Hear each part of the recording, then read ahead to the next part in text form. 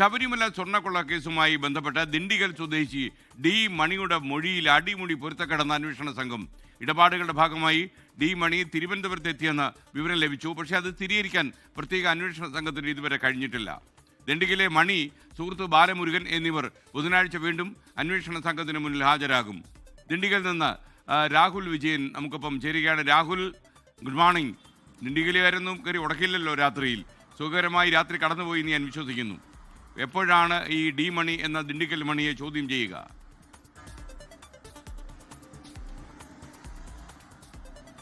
SK, ഈ വരുന്ന 30-ാം തീയതി ബുധനാഴ്ച ഡി മണിയോടും അതുപോലെ തന്നെ സുഹൃത്ത് ബാലമുരുകനോടും തിരുവനന്തപുരത്തെ SITക്ക് മുൻപിൽ ഹാജരാകാൻ നിർദ്ദേശിച്ചിട്ടുണ്ട് എന്നുള്ളതാണ് വളരെ പ്രധാനപ്പെട്ട കാര്യം. അതിനപ്പുറത്തേക്ക് ഈ ഡി മണി ചില്ലറക്കാരനല്ല എന്നുള്ള ഒരു നിഗമനത്തിലേക്ക് SIT പോവുകയും ചെയ്തിട്ടുണ്ട്. വൻ സംഘം ഈ ഡി മണിക്ക് പിന്നിലുണ്ട് എന്നുള്ളതാണ് SITയുടെ നിഗമനം. മാത്രമല്ല, ഈ ദിണ്ടിഗലിൽ അദ്ദേഹത്തിന് വലിയ തരത്തിലുള്ള പിൻബലം കിട്ടുന്നുണ്ട്, വലിയ തരത്തിലുള്ള സംരക്ഷണം കിട്ടുന്നുണ്ട്. ഇതിന്റെ ഭാഗമായിട്ടാണ് ഇവിടുത്തെ പ്രാദേശികമായും പോലീസിന്റെ സഹായം SITക്ക് ലഭിക്കാതിരുന്നെന്നുള്ളൊരു നിഗമനം കൂടിയും SITക്ക് ഉണ്ട് എന്നുള്ളതാണ് വളരെ പ്രധാനപ്പെട്ട കാര്യം. എന്തായാലും കഴിഞ്ഞ ദിവസങ്ങളിലൊക്കെ ഈ SITക്ക് മുൻപിൽ ഡി മണി നൽകിയ മൊഴി ഒന്നും വിശ്വാസത്തിലെടുത്തിട്ടില്ല. എല്ലാത്തിലും പൊരുത്തക്കേടുണ്ടായിരുന്നു എന്നുള്ളതാണ് മനസ്സിലാക്കാനും കഴിയുന്നത്. ബാലമുരുകനെ ഉൾപ്പെടെ കഴിഞ്ഞ ദിവസം ദിണ്ടിഗലിലെത്തിയ സംഘം, പ്രത്യേക അന്വേഷണ സംഘം ചോദ്യം ചെയ്തിരുന്നു. അവിടെ നിന്നും കൂടുതൽ വിവരങ്ങളൊന്നും ലഭ്യമായിട്ടില്ല. ഇവരെല്ലാവരും ചേർന്ന് ഒരേ രീതിയിൽ സംസാരിക്കുന്ന വിധത്തിലായിരുന്നു. അതായത് ഈ സ്വർണ്ണക്കൊള്ള കേസുമായി ബന്ധപ്പെട്ട് കേരളത്തിൽ ഈ വാർത്താ മാധ്യമങ്ങൾ ഉൾപ്പെടെ ഈ വിഷയം ഉയർന്നതിന് പിന്നാലെ ഇവർക്ക് കൃത്യമായിട്ടുള്ള നിർദ്ദേശം ലഭ്യമായിട്ടുണ്ടാകണം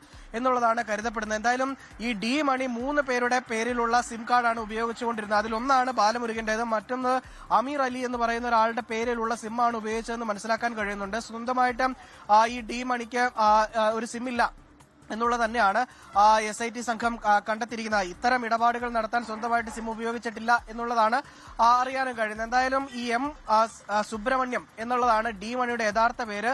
ഈ കഴിഞ്ഞ ദിവസം സമൂഹ മാധ്യമങ്ങൾ ഉൾപ്പെടെ നിറഞ്ഞിരുന്ന ഡി മണി തന്നെയാണ് ഈ M സുബ്രഹ്മണ്യം എന്നുള്ള കാര്യത്തിൽ തർക്കമില്ല എന്നുള്ളതാണ് SITയുടെ കണ്ടെത്തൽ. ഡയമണ്ട് വ്യാപാരം നടത്തിയതിന് പിന്നാലെ ഡി മണി എന്നുള്ള പേര് വരികയായിരുന്നു എന്നുള്ളതാണ് പ്രാഥമികമായിട്ട് മനസ്സിലാക്കാൻ കഴിയുന്നത്. എന്തായാലും കൂടുതൽ കാര്യങ്ങൾ അറിയുന്നതിന് വേണ്ടിയും വിശദമായിട്ട് ചോദിച്ചറിയുന്നതിന് വേണ്ടി ഡി മണിയെയും അതുപോലെ തന്നെ ബാലമുരുകനെയും തിരുവനന്തപുരത്തേക്ക് 30-ാം തീയതി വിളിപ്പിച്ചിട്ടുമുണ്ട്. SK. Okay, thank you.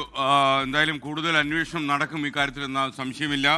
ലോകത്തെവിടെയായാലും ഏത് സമയത്തും 24 വാർത്തകളും ഓഗ്മെന്റഡ് റിയാലിറ്റി പാക്കേജുകളും എക്സ്പ്ലെയിനറുകളും വിശദമായി കാണാൻ ഞങ്ങളുടെ യൂട്യൂബ് ചാനൽ നിങ്ങൾക്ക് സബ്സ്ക്രൈബ് ചെയ്യാം.